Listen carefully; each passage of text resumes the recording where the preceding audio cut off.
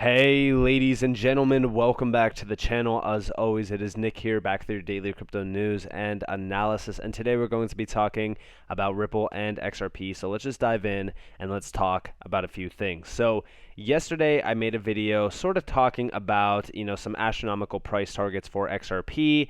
And today we're actually going to be talking about some realistic price targets for XRP in regards to like the $100 to $1,000 range. Now, I do know that a lot of people will continuously say market cap, market cap, market cap. We're actually going to be, debunking that statement as well in regards to this, video. So if you are one of those individuals that are, saying like, I haven't even watched the video yet, but I could already tell that this is just clickbait nonsense and blah, blah, blah. I want you guys to understand that, you need to watch the full on video because I go in depth on the entire process, not only around XRP price targets, but also market cap as well. So let's just dive in further into this and really kind of talk to you guys about, overall, crypto in general, right? So when we really kind of look at crypto, we could assume that the overall market cap of crypto is extremely undervalued. If I told you guys that, we have over 20,000 tokens in this market that are making up roughly $865 billion, you would laugh, especially when you know the technology around some of these assets. To me personally, like, the broad picture on crypto by 2030, for an example, is that we will have at least over, I would say $50 trillion in market cap value for the entire crypto market. Now, to me, I think that for the most part, when we do see like regulations being ushered in, there's going to be a large amount of assets that do kind of just go to zero and disappear. We'll most likely have roughly about 100 to 200, possibly a little bit more assets that do stay around that are fully compliant and regulated. Now, once we do see that, those assets will share that value. Right now, we do see like Bitcoin up here holding about 42% of the overall value of the $800 billion market cap currently, followed by Ethereum, by almost 15% and so on. Now, XRP currently holds about roughly, almost 2%.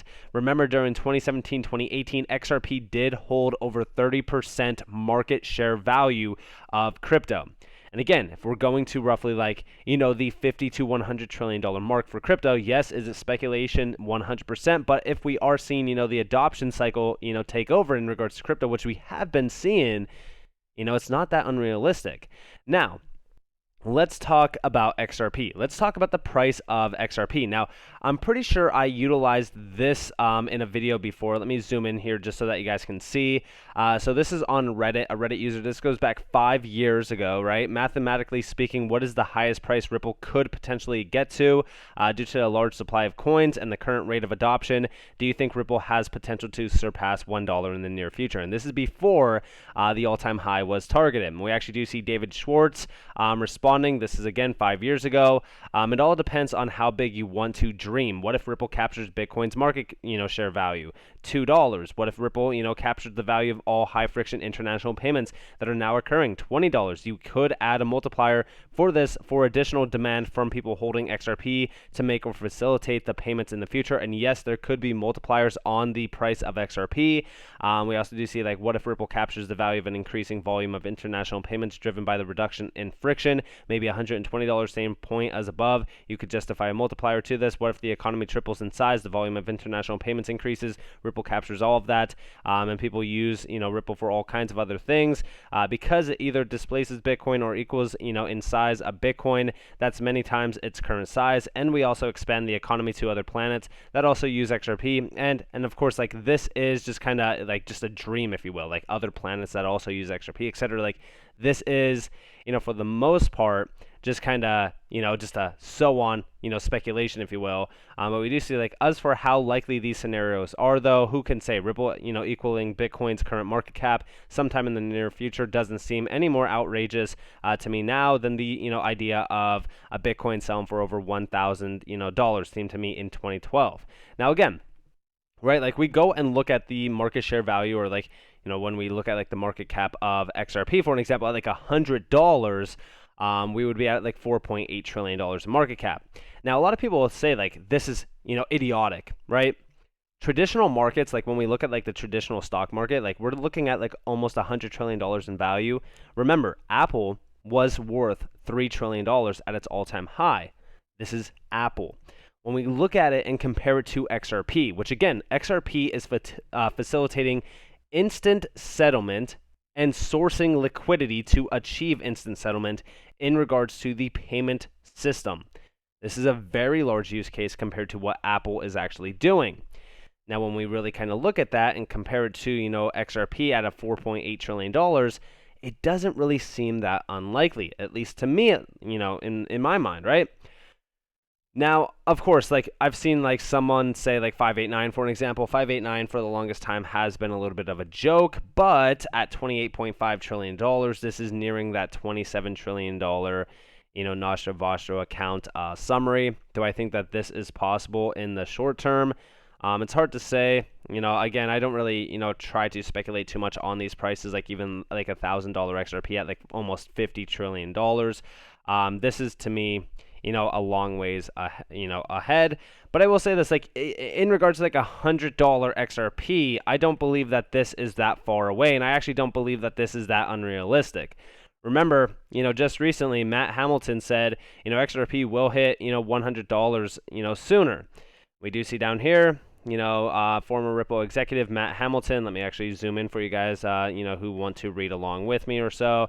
Who is currently Director of Developer Relations at Bitensor, sought to defend XRP by saying the asset will certainly hit $100 at some point after a user called it a scam, a worthless entry on a centralized database with no chance of reaching a $5 trillion market cap.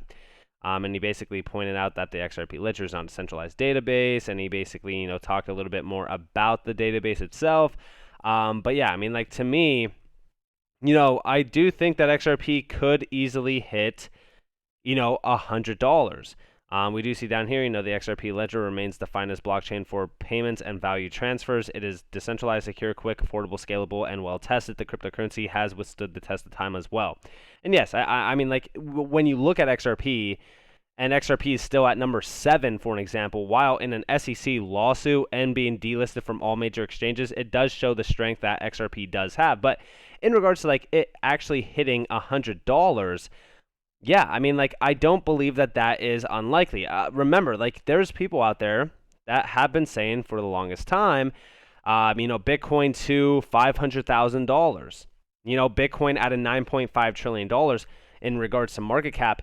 Does that seem unlikely to people? Like, what would you say if I said, hey, Bitcoin's going to $500,000? Or how about Bitcoin to $1 million at a $19.1 trillion market cap? Remember, a large amount of people, for the most part, say that Bitcoin will reach gold's market cap, which is currently sitting at about roughly $11.5 trillion. And if we're looking at about $11.5 trillion, it would be about a $602,000 Bitcoin, not XRP, sorry about that, which is a 31x from our current level. Now, does that seem unrealistic about Bitcoin? And if it does, I do think that you need to kind of take a step back and look at crypto in a little bit of a different light. But now, if we look at that and we really kind of, see, the utility around Bitcoin, which there really isn't much utility around Bitcoin, at least from my perspective. I know that a lot of other, individuals have their, personal thoughts on that, but hey, it is what it is. When we look at XRP, and if it did have that market cap value, it would be about a $237.88 XRP, which is, again, like I said, the market cap of gold, as you guys do see over here. Again, we also do see, like, Apple as well. Like, Apple is literally sitting at about $2.24 trillion. And we also do see, like, Microsoft at, like, a $2 trillion market cap. Again, like, this is why I say, you really need to look at this market from a different viewpoint, because these consumer grade companies that are like focused on tech, for an example, are hitting multiple $1 trillion market caps, which does not make sense to me when you compare it to technology that is fully disrupting massive markets. And again, when we really kind of look at like other individuals talking about XRP's value, David Schwartz for the longest time has talked about why XRP will be worth much, much more than it was at that current time. Like we do see here, great stuff at the Interledger Protocol team's latest workshop in Tokyo. It's now clear how Interledger will connect the world's payment systems, driving the internet of value. Now, of course, since then, yes, I debunked the idea of like Interledger Protocol being the interoperability bridge. We've, since then talked about quants, but we do see, if you need $1 million worth of XRP to make payments, the market price will be $1 million. The price of XRP doesn't affect anything. However, higher prices mean the same size payments will move the market less, making them cheaper, so higher is better. And we actually do see down here, also with XRapid, the payment originators, which since then has rebranded, don't hold the XRP intermediaries do, but we want payment originators to hold XRP because that could have a big effect on demand. Again, more individuals holding XRP is kind of similar to like more individuals holding Bitcoin. Network effects are massive, especially when you look at like multiplier ranges, which could allow for XRP to actually surge in price a lot faster than most people actually assume. But yes, when we look at this and we really kind of compare to where we are, when you look at payments, you want it to be, as, not as volatile as possible, meaning you don't want the price of XRP, for an example, to have these volatile swings, meaning the value of XRP, at a higher base point would be a lot better than at, a lower price. For example, if I was to move like $1 million, just think about how much XRP I would actually have to hold at 30 cents.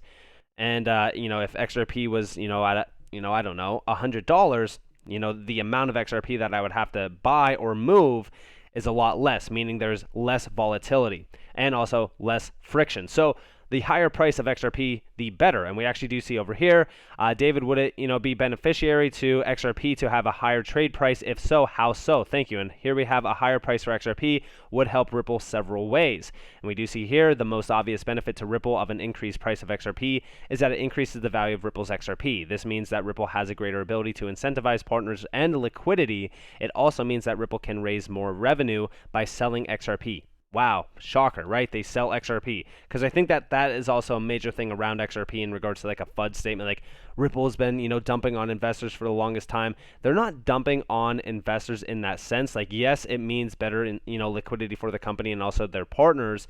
But they're not like, market dumping, for an example, like 1 billion XRP at a time or anything like that. But they do sell XRP. They document this on every single quarter, transparency wise in regards to like their financial, reports.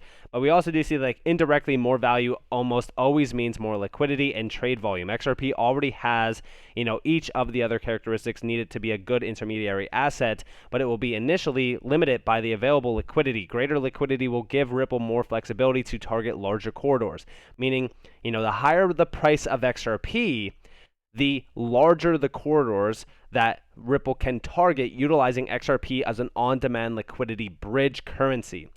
And then we also do see down here, like also to some extent, Ripple's success is limited by people's perception of Ripple's success. If you think Ripple's payment technology is going to be the next big thing, you will be willing to invest the money and resources needed to implement and deploy it. If you think Ripple is a scam, you're not going to integrate it or perhaps even look at it, whether it makes sense or not. XRP's price is seen as a measure of Ripple's success or likelihood of future success. It is also important that it not be terribly expensive to hold XRP. A higher price will mean, that a similarly sized sell will produce less volatility.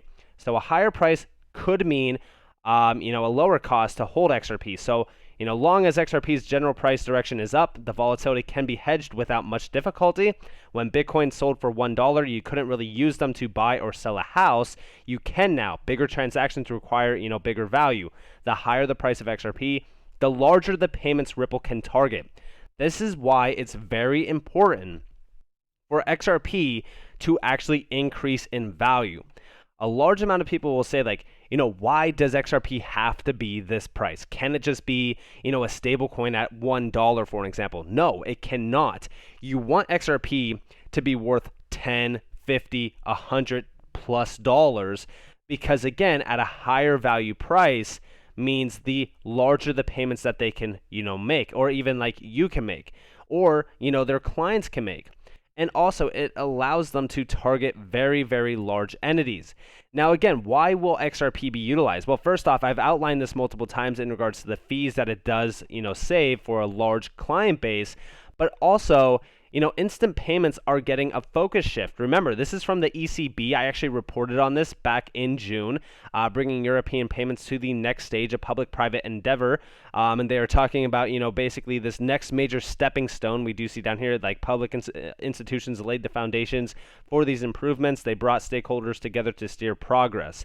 And they are definitely focused on, again, not only, regulations around the space, but they're, talking about limiting the cost of cross-border transactions, which are a $250 trillion market. Remember, a $250 trillion market by 2025.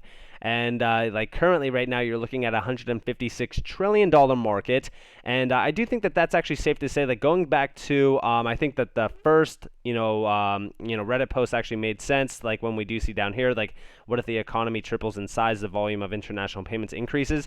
Like we're actually seeing that happen right now with cross-border payments. So, again, as those market, values do continue to drive up in price and value, XRP is actually going after a lot larger of, a market share value. And, when we talk about like, what percentage XRP could target, it's hard to say. Like I've always said, like 1% is like, the bare minimum to me. But we do see like, they're, seeing a problem with digitization. It's more so around, again, it's really focused on regulations and how to implement them, fully. They are talking about, interoperability and things like that, which have already been solved. But we are definitely making some large progress here. And I do want you guys to understand when we focus on this, there's very, very large entities involved in this. And it's going to take time to get to that, end goal here, because again, this is all progress being made, and it's been, progress being made for a while now. But these are very, very large players. Like for an example, like down here, like they're talking about SEPA, 43 billion payments every year are made through SEPA, almost 4,000 PSPs that participate in one or more of the 4 payment schemes operated by the EPC. Within the ecosystem, the number of cross-border payments has increased significantly. Again, these market shares and these market values are continuously, expanding and increasing, and the need, or I should say the demand for instant payments, lower fees, transparency, security, things like that are, growing. I would say, like, think about it, right? You are a financial institution and you want to make payments, and you're making trillions of dollars in payments, a year, or settling trillions of dollars in payments a year, and it's costing you massive amounts in fees. It's slow. It's, extremely, when we look at like the friction, for an example, it's pretty rough, right? So, what are you going to try to do? You're going to try to innovate further. And that's basically what we are seeing here. In regards to like the conclusion, over the past 20 years, the European payments market has become more integrated, more innovative, and more efficient. The successful transition from a fragmented payments ecosystem to a single euro payments area contributed to the smooth introduction of the single currency. Now, of course, they're talking about like this cooperation is more important than ever today as we face renewed challenges stemming from the digitization of our economies and our financial systems. They are basically working at several fronts to meet these challenges, most notably by exploring the possibility or possible introduction of a digital euro and by implementing its retail payment strategy. Now, a lot of people think, all right, well, what are they, going to be utilizing XRP for? For an example, if they do implement a CBDC like a digital euro or a digital dollar, etc., like where does XRP play a role there? Well, XRP plays the bridge currency role. It is going to allow for these CBDCs to actually be efficient. I've said it time and time again. The reason why they're trying to regulate DLTs, the ledgers, right, is because those ledgers unlock potential around these CBDCs. Meaning, I could, create a token tomorrow. I can create a digital dollar, have it backed by, dollar reserves, for an example.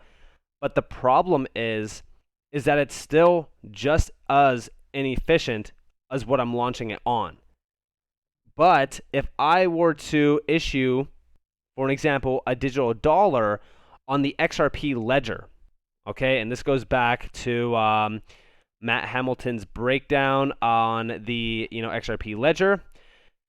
I am going to issue that CBDC on the private ledger on the XRP ledger, and I'm going to unlock these efficiencies: decentralization, security, quick, affordability, scalable, and of course it is well tested. There was never outages, it never went down, it's been secure, it's always up and running. You could basically say, all right, well, hey, it is the one that has, stayed true in time, and, it's been tested. It's been, here in regards to, facilitating payments, settling payments, etc. So why wouldn't you go with a ledger that is, for the most part, already tried and true?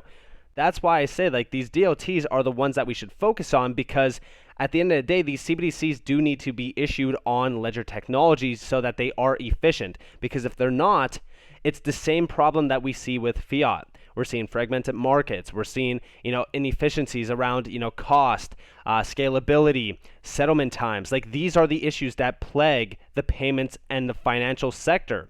And again, I do think that Ripple is at the forefront of this. Remember, this goes back to the 16th of June. This goes back to the 30th of June, an accelerated shift to instant payments across Europe.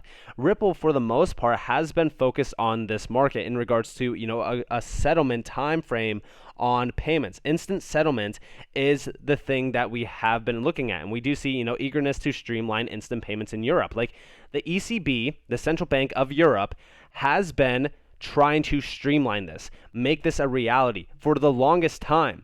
And this has been coming together. I will say this, okay? We do see down here, they're looking at this SEPA, the Single Euro Payments Area program, designed to reduce friction with data, and cost issues in euro payments, which requires payments to clear in 10 seconds or less between the 26 countries involved.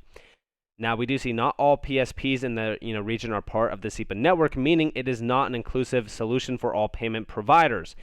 This is where things get interesting. So when we actually look at this, okay, you would want all of these payment services and payment providers to be all interconnected on one massive network. This is where, Quant comes in, for an example.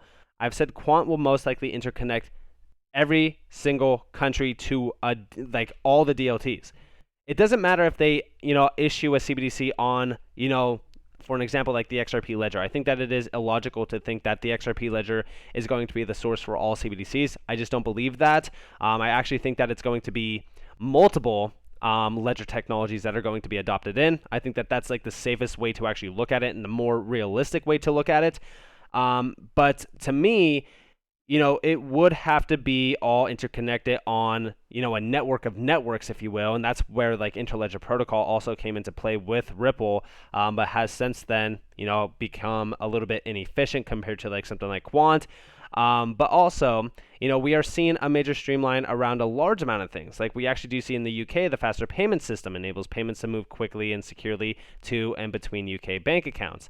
And we're actually seeing this as well, even in regards to like the FedNow service, right? The FedNow service, get ready for instant payments. This is launching in 2023. Like we're seeing a very accelerated shift in regards to instant payments.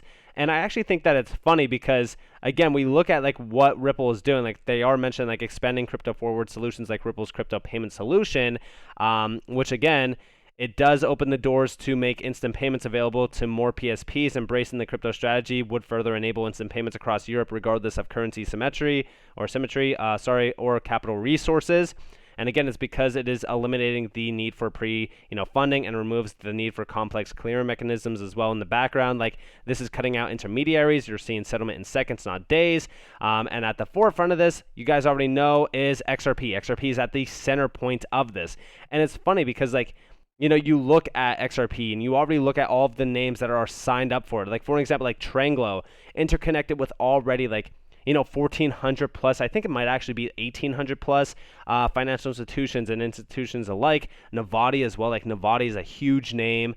And like you even see like SBI Remit, and there's so many names here. Like in regards to just some of the few that we see, like I've done multiple breakdowns on these companies, and I've talked to you guys about the scope and just the sheer, overall scale of some of these names, like it's actually pretty insane to me that, again, a lot of people doubt the fact that XRP will be mainly utilized as a payment settlement mechanism in regards to like not only sourcing liquidity, but also being a settlement bridge currency between two different diverse CBDCs. And I think that this is actually interesting to talk about like the value derived on XRP as well. Like, because to me, if we're looking at, a settlement bridge currency, even if it's facilitating like 1%, 2%, 3%, 5% of the market share value of the markets that it is going after, it would have to be a fairly large price.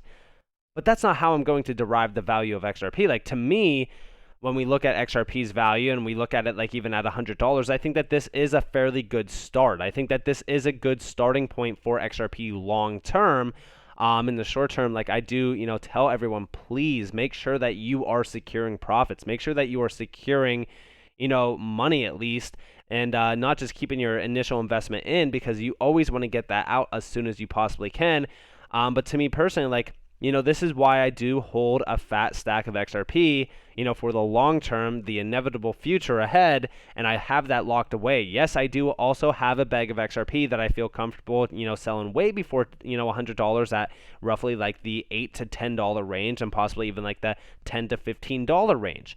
But I will say this, like the value derived around crypto, like we are seeing the largest, transfer of wealth in the history of, finance. And it's all centered around digital assets because we are seeing that major shift happening.